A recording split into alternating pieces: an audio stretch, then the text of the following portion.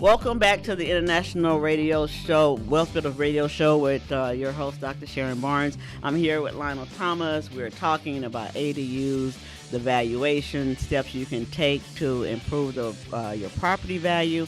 And so when Lionel, we were talking in the last segment, and we were talking about, conversion of a house within the footprint. Yes. We didn't even mention, attaching, because that same location, they not only wanted to split the home with the master bedroom and adding the kitchen, but also converting the garage would be a junior ADU. Yep. So really trying to turn it into a triplex. Okay, so the laws allow for certain things, but like you say, they're site specific. Yes, exactly. City specific. Yeah, Site specific, yeah, yes. and that's why it's so important to put together a team and to get the right resources and to get local resources as local as possible. We know contractors and people, they have to drive, and we got projects all over. But if you can put together a team, so when you have questions, you can get them answered, and a person like myself with a consultant, you can call me and ask me the same question maybe 4 times or 5 times, but not bother your architect and your contractor, because you want their time to be spent getting the job done and moving the permits down the pipeline and getting the structure up on your property. And so, again, with the laws and with accessory dwelling units, a lot of time people just want to kind of eyeball things, and I get calls, and I'm talking to people, and they're talking about manufactured, and I think manufactured homes are fantastic. Yes. But you can't eyeball the manufactured home and know exactly what you're getting, because the park model that is cheaper and just to be put into a mobile home or manufactured park is different than the one you can put in your backyard. And then that one can be different because if you go, I think it's MHP, or you go to a certain level, it's built to the same level as the standard stick build. Yeah. It's just partially done in the factory. But if I walk through 3 identical homes, I mean, structurally, my eye sees the same thing. Yes. But my pocketbook won't, and the value of my property won't. Yes. So can you talk a little bit about what you're seeing and maybe some precautions we can take when we're looking towards manufactured homes as ADU? All right. So just speaking from experience, from my recent memory, I've done one in Miraloma that was like a home built in, let's say, 1940 on maybe half an acre of land. Okay. And this, they had a family settlement, and they moved a manufactured home from one site to this site in Rupa Valley. Okay. And obviously it's unique. So as an appraiser, picture this, okay? We already described that scenario where the single family is now a duplex, and then we need to find a duplex with 3 bedroom, 2 bathroom, and 1. Now we're looking at a single family zone, single family, and we're looking for a comparable that has a manufactured home or prefab home in the backyard. And it gets kind of tricky. We, as an appraiser, you have to prove your adjustments. You have to prove why you do things. You can't just make it up. Right. So I find myself searching 5 to 10 miles or going years back trying to locate just one house with that kind of setup. And then have to make the adjustments as to the try quality to justify and all that. the decision. Wow. And so we talked about moving, because I had a call with someone that they said they could get a manufactured home, put in their backyard and everything. But if it's not on the solid foundation, it's not real estate. Number one. It's movable. Yeah. Number 2, I've been told and ran into issues that they say once a manufactured home, say if it's in a park or on a lot, if it's moved to another location, it's not insurable. It's like all kind of issues that come up with that. I didn't like the assignment. It was for a family. Okay. But I did it, and like I said, a lot of the appraisals I can just do them. I can just dance through it. Okay. Boom, boom, boom, boom, boom. Here you go, customer, Right. But sometimes you get properties that are so unique that I'm uncomfortable with my decision making, because I already know that there's not a lot of, this is a unique, one-of-a-kind property.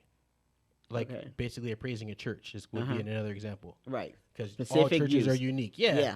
So what you're describing right now is kind of unique, but over time, and as more people make this step, it will become the norm, and there will be comparables.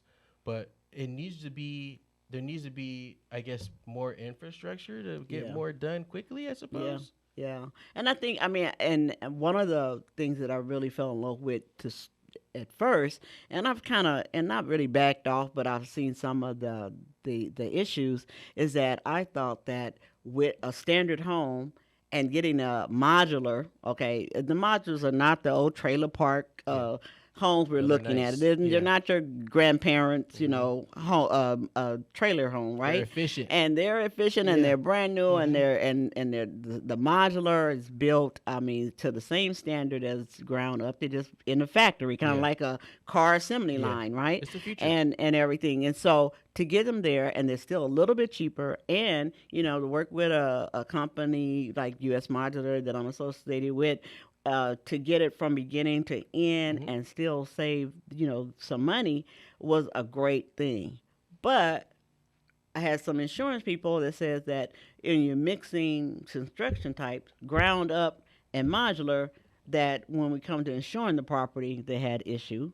And then again, with some appraisers not being, trained, they'll look at that modular and try to assess it like it's a trailer park modular Hmm. versus, you know, California standard construction. Yeah. And so any tips on that, or Well, other than picking the right modular company, yeah. any tips on that? Well, this is why appraisers, we have different forms. Okay. So when you're doing a manufactured modular or mobile home is kind of what, they're the three M's. Yeah.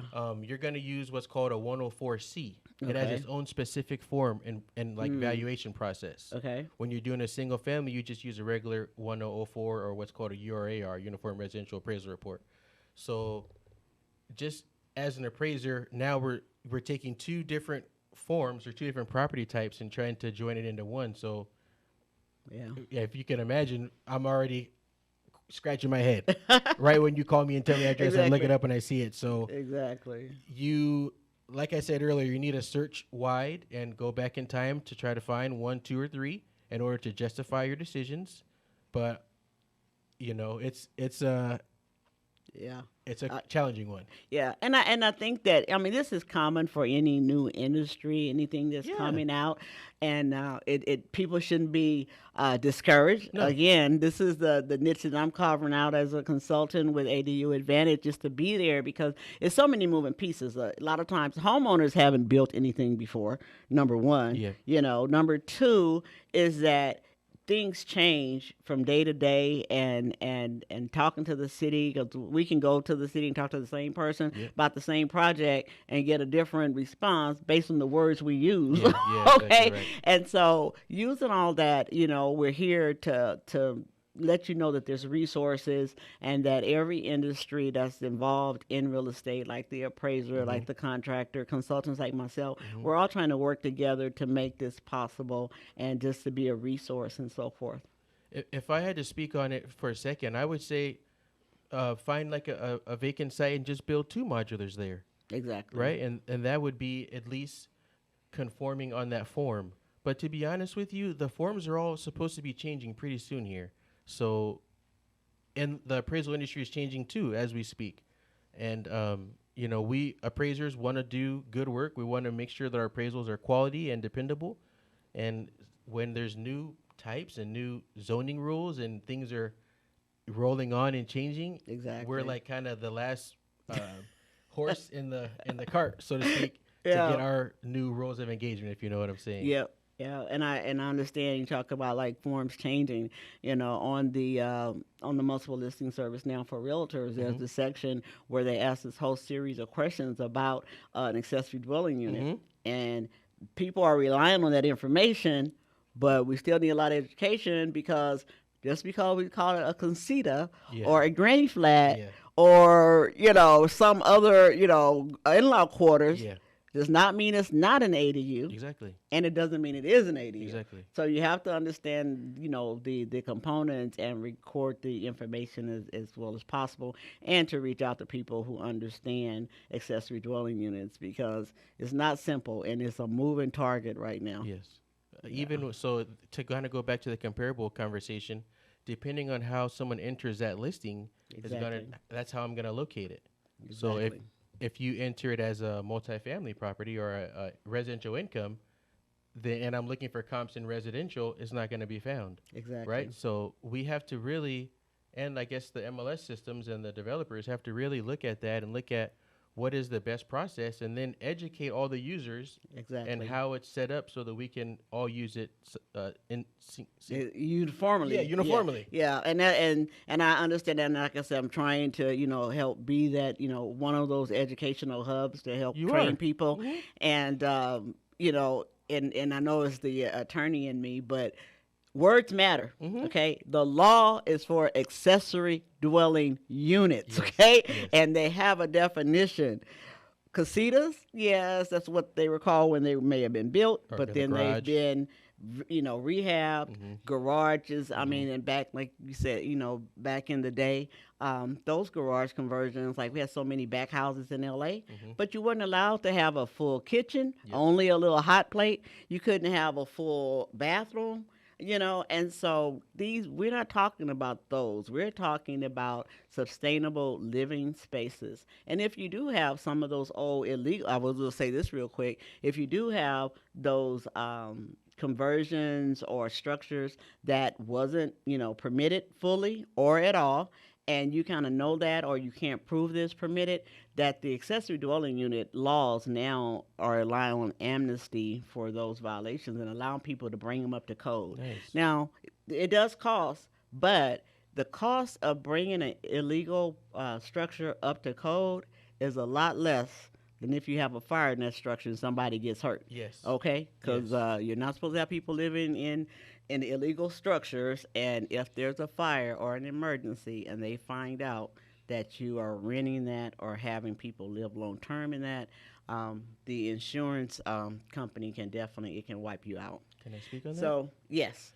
real quick, because if you do have a casita that's was done in the 80s, 90s, or 2000s or 2010s, and it has no heat source, it's not really a living area. If it doesn't have smoke detectors, it's not safe to occupy. Exactly. And this is what she's referring to when you want to bring it up to the modern standard. At least safe, sound, and sanitary would be the minimum. Exactly. Right? Exactly. Yeah, so we definitely need to know that. And we're here to help you, and so please reach out to us. Lionel, can you tell them how they can reach you and contact you? Yes, you can call me directly on my cell phone. My cell phone number is 909-510-3353. My website is newmanthomas.com, NEWMANTHOMAS.com, and you can click and schedule an appointment with me right away.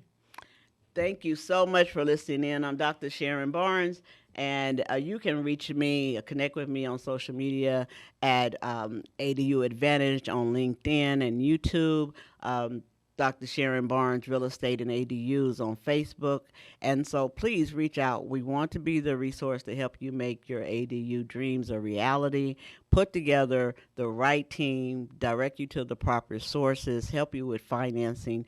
And if you're in the industry and you're looking to serve more people and make more connections and get more projects in the Inland Empire, please connect to me, because I am building a unit, networking unit to really serve our community. So have a great day, and I will see you next month. Be safe.